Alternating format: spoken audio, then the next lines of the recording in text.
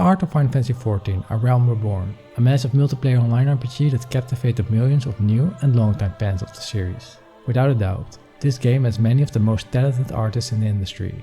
And no, I'm not taking this statement lightly. The original concept art of the game started with well-known artists such as Akiko Yoshida, Kazuya Takahashi, and Yoshitaka Amano. Although the game and the world seemed promising, it was a failure.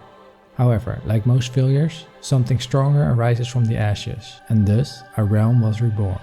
This extended the world building, brought in new races, jobs, bosses, and story-driven characters. Without doubt, patch 2.0 was a massive success. But what about the artist? Well, they recruited new talent to the team and asked guest artists to opt in, such as Tsubasa Maso, Hiroyuki, Takao Suzuki, Tanaka, Mihara, Eiichi, Batari, Yusuke Mogi, and Yamate had their fair share in contributing. So while the medieval fantasy setting is obvious, the art style itself has a painted feel, with some of the art being straightforward and others with a more lucid landscape. Overall, the line art is subtle, or even omitted. Furthermore, for the majority of pieces, the main color theme contains a brown-based palette. To paraphrase the artist Yusuke, although he draws digitally, he doesn't use photo bashing or any 3D assets, making the art piece feel traditional. Nonetheless, because there are so many artists involved, it's unnecessary and maybe even impossible for all art to be uniform. To expand on, for promotional art it's even counterproductive, because presenting art in different stylistic perspectives are one of the main charms to find new audiences. While of course this game has some rules regarding the looks, the artists are given freedom for their own interpretation.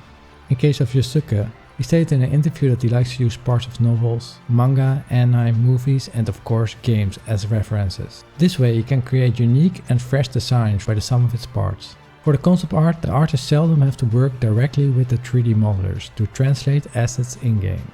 However, there are some moments in particular that do need a tight collaboration, such as Omega M and Omega F. These models were based on the designs of Yoshitaka Amano, and they want to keep them as tightly as possible to their original roots. That aside, the artists themselves learned to model the facial expression different than the conventional manga, more realistic so to say. They do this by practicing 3D modeling themselves. This way the designs can be easily adapted in-game, without question, because the previous Final Fantasies have established the job roles quite well. It was definitely a good take on the developers to let the artifact armors represent their original counterparts.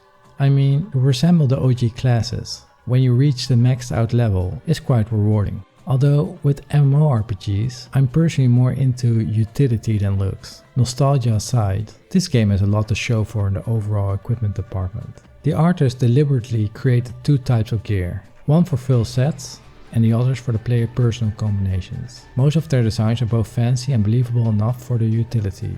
This counts for weapons as well. But one could debate if the later installments could keep up with this well thought out touch. One thing I really love about this game, that they use the themes based on the main entries and other Square Enix games.